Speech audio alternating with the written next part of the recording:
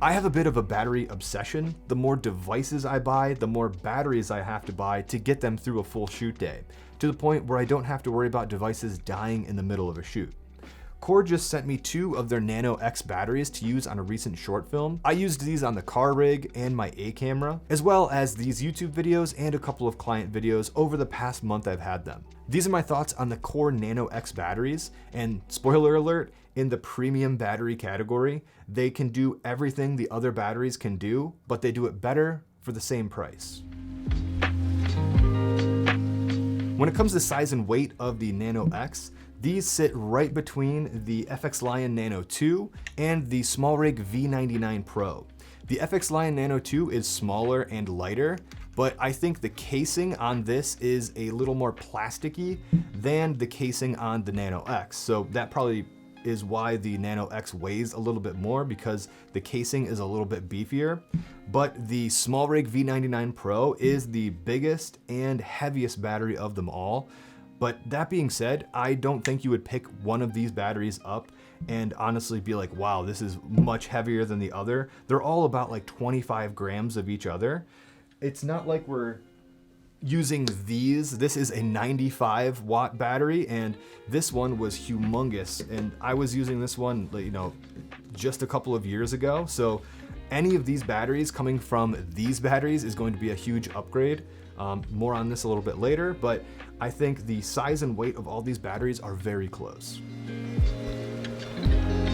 When it comes to ports, the Nano X has a USB-C, a USB-A, and a P-tap on top of the battery.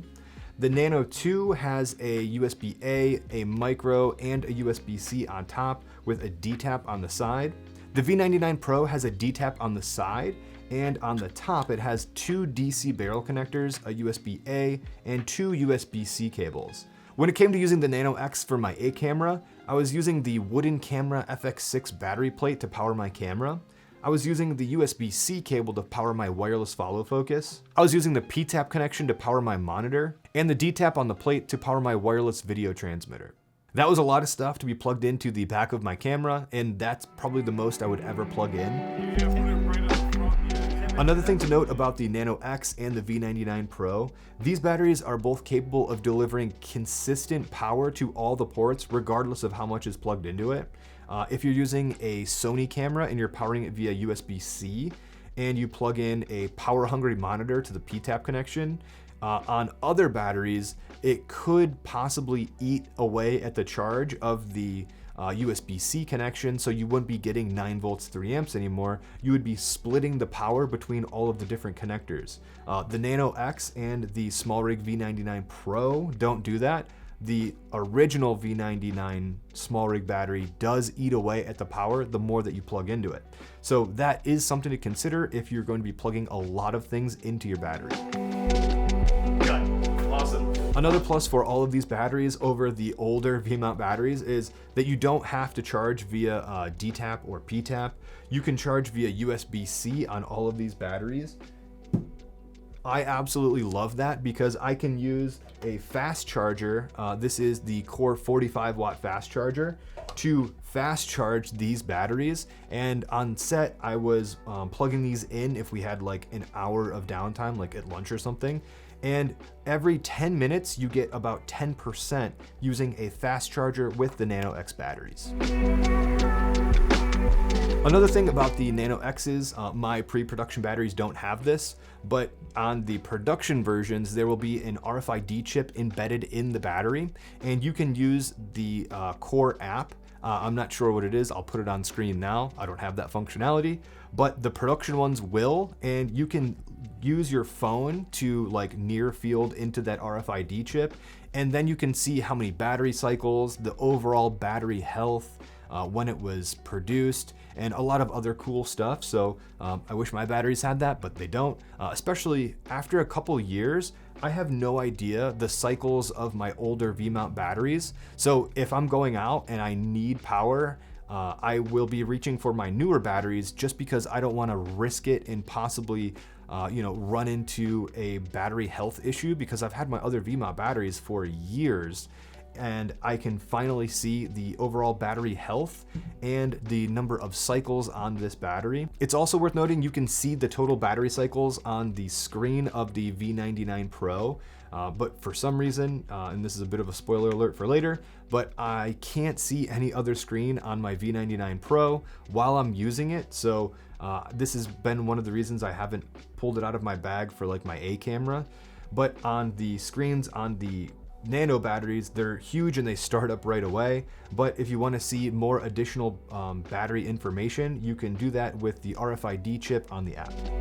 Son gets out, dad walks around. When it comes to mounting all of these batteries, they can all be mounted on a V-mount battery plate, but the production versions of the Nano X's will have a 1/4-20 in the middle of the V-mount plate. My pre-production models do not have that.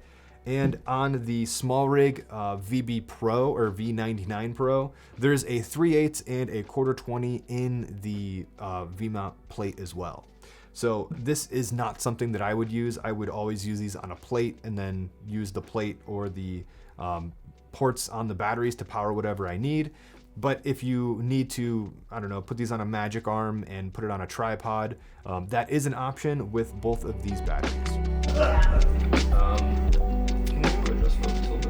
When it comes to battery capacity and how long these will actually power something for, that's where things were a little bit interesting.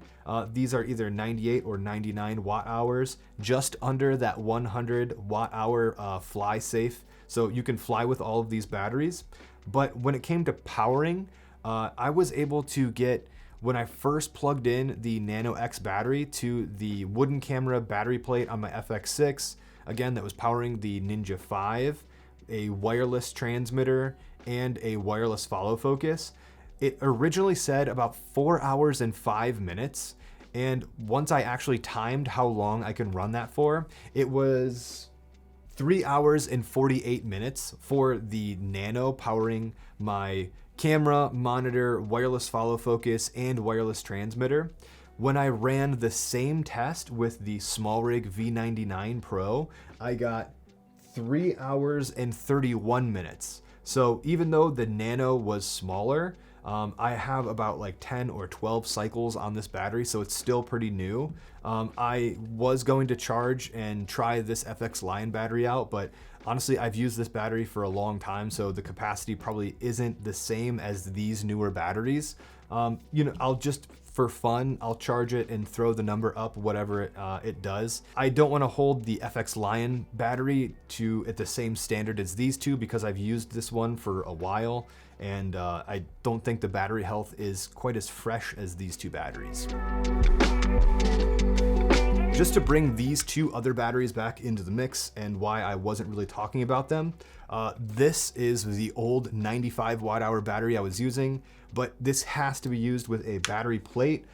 You get a D-tap and a USB out on the back, and that's it. You have to power it via D-tap. And after getting batteries that charge with USB-C, it just makes life a lot easier to not have to lug around a D-tap charger. So I've been phasing these batteries out. They are more affordable, but they are much larger.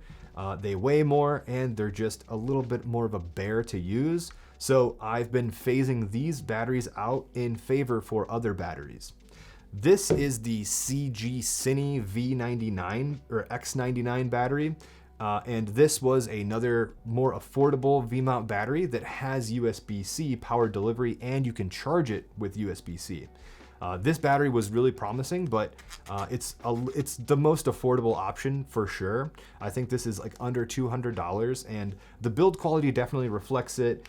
It's really not the highest quality exterior coating, but also what really stood me away from this was this battery doesn't last nearly as long as the other batteries do. So while this is a 99 watt hour battery, it was more like a 50 watt hour battery in my testing.